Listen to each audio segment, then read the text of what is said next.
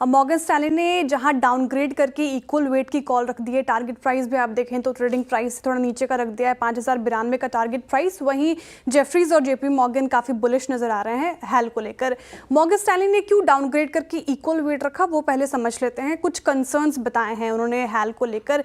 एक तो कंपनी की एग्जीक्यूशन को लेकर थोड़ी धीमी गाइडेंस है जिसने कहीं ना कहीं नेगेटिव ट्रिगर दिया है, कंसर्न पैदा किया है। साथ ही हैल अभी काफ़ी ज़्यादा उनको वैल्यूएशन रिच लग रही है इसकी, साथ ही रिस्क रिवॉर्ड बैलेंस्ड है जिससे कि मुनाफे में ज़्यादा संभावनाएं दिख नहीं रही। इसलिए मॉर्गन स्टैनली थोड़ा उन्होंने इक्वल वेट की कॉल रख दी है डाउनग्रेड करके। उनकी सलाह है कि निवेशकों को थोड़ा वेट करना चाहिए बेटर अपॉर्चुनिटी के लिए। जब कीमतें थोड़ी घटी तब आप निवेश कीजिए, या फिर अगर एग्जीक्यूशन के मोर्चे पर कोई प्रोग्रेस दिखता है तब आप निवेश कर सकते हैं। जेफरीज और जेपी मॉर्गन जो काफ़ी बुलिश नज़र आ रहे हैं।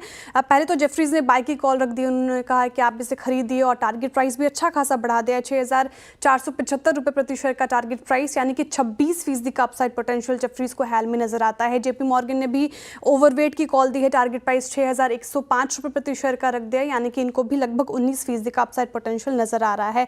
दोनों को ही रिजल्ट भी काफ़ी अच्छे लगे। Q4 में एबिटा अनुमान से 4% ज़्यादा रहा है, ऐसा जेफरीज कह रहे हैं। और साथ ही ने जो अभी इंटरव्यू में सुना ही, भारत पाक तनाव के बीच में प्रधानमंत्री का जो बयान आया है कि इंडिया डिफेंस, पहले तो उन्होंने कहा कि मेक इन इंडिया वाले जो डिफेंस इक्विपमेंट की सराहना की, ये बताता है कि डोमेस्टिक मैन्युफैक्चरिंग ग्रोथ अब बढ़ेगी इंडिया में, तो हैल जैसे काउंटर्स को फ़ायदा होता हुआ दिखेगा। और जेपी मॉर्गन भी इसी बात को दोहरा रहे हैं। एक तो ऑर्डर बुक काफ़ी ज़्यादा मजबूत है और अगले 1-2 साल में 1 लाख करोड़ के मैन्युफैक्चरिंग ऑर्डर की गाइडेंस दी गई है। हालांकि इन्होंने एक चीज़ जो अंडरलाइन की, जो मॉर्गन स्टैनली भी बात कर रहे हैं कि धीमी रेवेन्यू ग्रोथ गाइडेंस से सेंटीमेंट को थोड़ा झटका लग सकता है। ओके, तो चलिए जिस बुलिश नजर आए डेविस लैब को लेकर, दोनों ही रिपोर्ट आई है, एक तो मॉर्गन स्टैनली के, जेफरीज की, दोनों बुलिश नजर आ रहे हैं। आप देखिए जेफरीज ने होल्ड की कॉल रख दी है और टारगेट प्राइस 6200 रुपये प्रति शेयर का टारगेट प्राइस रख दिया है। उनको Q4 के नतीजे जो रहे वो अनुमान के मुताबिक ही लगे, लेकिन कुछ चिंताएं भी उन्होंने उजागर की है। एक तो पेटेंट से जुड़ी अनिश्चितताएं, अनसर्टेनिटी, उनको थोड़ा नेगेटिव ट्रिगर लग रहा है और स्टॉक पहले से काफ़ी ज़्यादा महंगा है, इसलिए जेफरीज कह रहे हैं आप होल्ड कीजिए अगर आपके पास है तो। मॉर्गन स्टैनली को काफ़ी ज़्यादा अच्छे लगे हैं नंबर और उनको लॉन्ग टर्म के लिहाज से भी डेविस लैब अच्छा लग रहा है। कंपनी का मार्जिन और रेवेन्यू दोनों ही मजबूत रहा है और मीडियम टर्म में भी बेहतर प्रदर्शन दिखा सकता है कंपनी, ऐसा मॉर्गन स्टैनली का मानना है। इसलिए उन्होंने ओवरवेट की कॉल दी है। टारगेट प्राइस देखी तो 7185 का रख दिया है फिलहाल।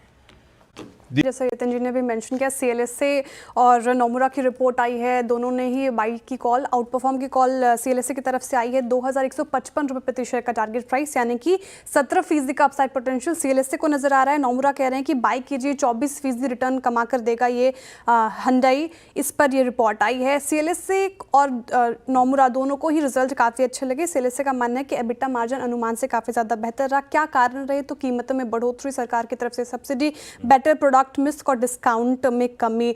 नई प्लांट चालू होने के बाद फाइनेंशियल 2027 में हुंडई की बाजार हिस्सेदारी बढ़ने की संभावना है, जो कि एक पॉजिटिव ट्रिगर है। और नोमुरा ने भी इन्हीं सारी बातों को अंडरलाइन किया। उनका मानना है कि नए मॉडल्स की मजबूत रेंज आने वाली है जिससे एक्सपोर्ट पर जोर होगा। और एक बात उन्होंने मेंशन की, टफ मार्केट कंडीशन में भी अगर आप देखें तो हुंडई ने बेटर परफॉर्म किया है अपनी पीयर्स से भी, तो इसलिए फिलहाल आप इसे बाय कर सकते हैं। बिल्कुल, तो आज जी ब्रोकरेजेस बुलिश नजर आ रहे हैं। CLSA ने कहा है कि आउट परफॉर्म करेगा NCC, टारगेट प्राइस भी अच्छा बढ़ा दिया है, 315 रुपये प्रति शेयर का टारगेट प्राइस, यानी कि लास्ट ट्रेडिंग प्राइस से आप कंपेयर करें तो 38% का अपसाइड पोटेंशियल नजर आ रहा है। रिजल्ट काफ़ी अच्छे लगे।